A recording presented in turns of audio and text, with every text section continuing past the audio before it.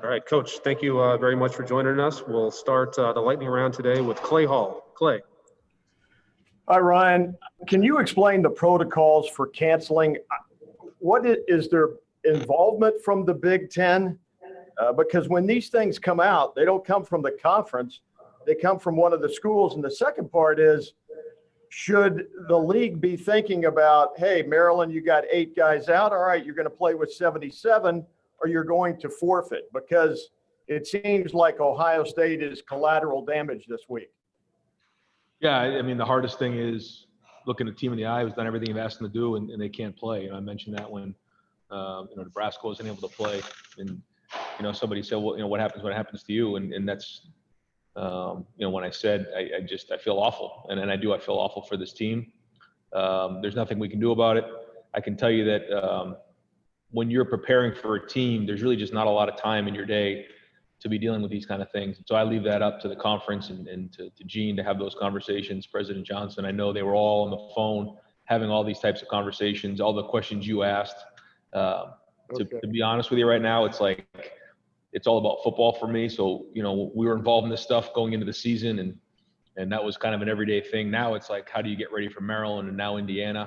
And so I'm kind of just leaving that up to them and letting them work with it, because there's just not enough hours in the day right now. But I hear what you're saying. I totally hear what you're saying. And I think you got a valid point. It feels unfair. All right, we'll go next to Austin Ward from Letterman Row. Austin. I agree with you, Clay. Ryan, when you talk about shifting gears now from Maryland to Indiana, how will you do that? Because this isn't like a normal off date, not the way you would normally do it. What will you plan to do over the next couple of days, and what are you already doing? Well, I think that what we have to do is keep our routine in a year and the season that's been nothing, nothing like we're used to. We need to keep our routine the best we can. And so what we'll do is we'll have a typical Thursday. We'll just, instead of work on Maryland, we're going to try to work on Indiana. We don't have the game plan ready to go, but at least we get a head start on that. We'll still do best Fridays in football, and then we'll have a good practice on Saturday, and try to keep it as much routine as possible. It's when you keep changing routine on coaches and players and staff members, it wears you down. It just does. It's a distraction. So we're going to try to do everything we can to not do that and keep our routine the same. All right, next up, Nathan Baird, Cleveland.com. Nathan. Ryan, how much is it going to ease your mind when Thanksgiving break arrives and campus is more or less emptied out, and that maybe makes things a little bit easier as far as avoiding this on your end? I mean, it'll be one less thing to worry about, but that doesn't necessarily mean anything. Really, at the end of the day, it takes one guy, and it can affect everybody. So while that will help, it's not the end of the road, but it certainly will help. All right, we'll go next to Dave Biddle, 247 Sports. Dave. Thanks, Mike. Hi, Ryan. Ryan, right now the Big Ten's rule, I know there's been some talk about this, maybe revisiting this, but the Big Ten's rule is you have to play at least 6 games to be eligible for the Big Ten championship game. Has there been any, talk lately about revisiting that rule? And just what is your opinion on that rule? Well, there hasn't been much conversation because this is kind of the first time it's come up. And I think as we get closer, maybe there'll be more conversation. I don't know. Again, these are the things that, like, right now, I don't even have time to really talk to Gene about much, because there's nothing we can do about it at all. I think as we get closer, if, we're not able to play X number of games, then I think at that point we need to maybe revisit it. And one of the things that I think we've done a decent job of is be flexible here. And we have to continually be flexible as things move along and just make the right decision, whatever that might be moving forward in any situation. The fact that we changed the policy for testing positive on game day. Now we can get a PCR test that allows someone to play. That's the sign of good leadership. And I hope we'll continue to do that. Thank you. Yep. All right, we'll go next to Bill Rabinowitz, Columbus Dispatch. Bill. Yeah, Ryan, do you see any silver lining in this in terms of at least you get a few more days of preparing for Indiana? You don't have to worry about whatever issues could come from traveling. You're not getting anybody hurt on Saturday in a game. Are you trying to approach it that way at all? I mean, I guess those would be the few positives to it. We're very disappointed that we're not playing this weekend. But yeah, I mean, if you're going to look at the positives. It's an opportunity for our guys to continue to rest and heal, although we haven't played very much football. Like you said, less exposure going to Maryland, and allows us a few more days for preparation for Indiana. All right, we'll go next to Dan Hope from 11 Warriors. Dan. Hey, Ryan, are you worried at all that not having a game this weekend and your guys having this unexpected little extra free time, that they could let their guard down with everything they've been doing to try to protect themselves against the virus? Yes, I would be worried even if we were going to Maryland. But yeah, now we have more free time on our hands, and anytime that happens, you certainly get more and more concerned. So we hammered it home yesterday. I mean, if yesterday was, you couldn't be any more of a reminder of where we're at in this whole thing. And this is the first time we've really been affected by it, by no fault of our own. But this is kind of the way it goes. And so, yeah, this is going to be difficult here moving forward, and just got to continually make sacrifices. And we've done that, but at any moment it can turn sideways. So we've got to stay on it. It's got to be really, really important, and really the number one thing we think about when we wake up in the morning. Thanks, Ryan. We'll go next to Rob Aller, Columbus Dispatch. Rob.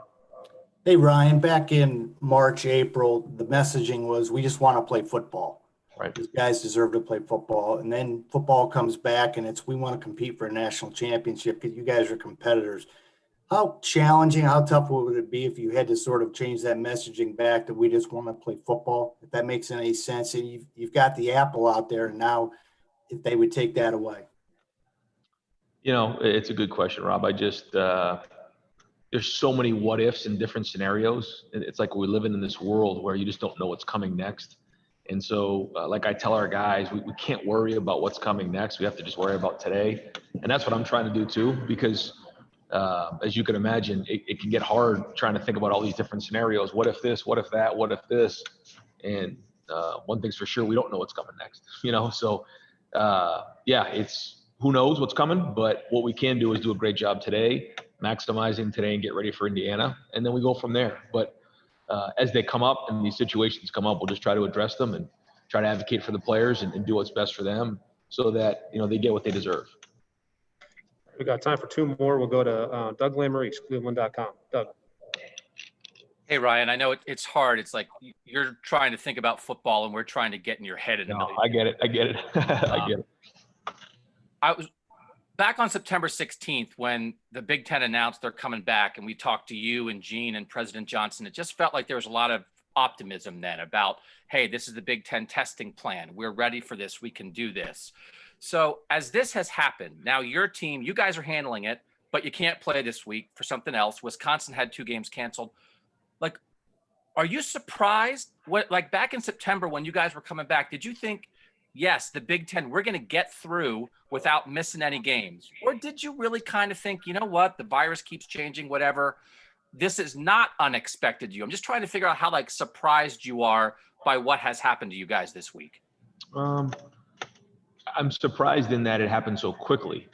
You know, we're getting ready to go play or practice on a Wednesday, and it's like, we're not playing. It was like, how did that just happen? And I guess that's on me. You know, I shouldn't be surprised of anything that happens now. But in terms of, you know, we knew that it wasn't going to be easy. To have over a 7.5 positivity rate in your program, we thought was a pretty high number. And we also knew that there was going to be other factors at play. There was going to be state and local officials, public health presidents, team doctors that were going to weigh in these types of situations. So we know it's not perfect. And we understood that coming in. But doesn't make it any easier to go through this. I mean, it's hard. And so knowing that it's not going to be perfect, but trying to figure out a way to make it happen is where we're at. And so, yeah, disappointed, but, you know, certainly not going to let it get us down. We're just going to keep moving forward. Thanks, Ryan. Yep. And last question to Bill Landis from The Athletic. Bill. Hey, Ryan.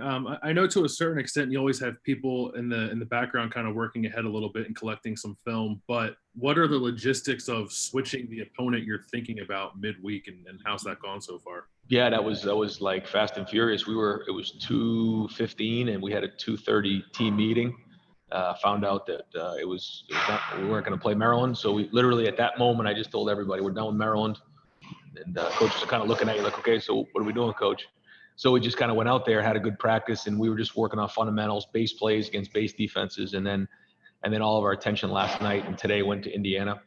And we're not going to have the game plan ready to go by the end of the day today, but we're going to try to start implementing some of the ideas and introducing, the offense and defense to both sides of the ball, and just try to do a good job of getting ahead of these guys. Anything we do right now is a bonus anyway, which is great. But we also don't want to waste time. We want to make sure we're giving them good, accurate things. Thanks. Thank you, Coach. Appreciate your time. All right, guys. Thanks. Have a good weekend. Thanks, Ryan. You too.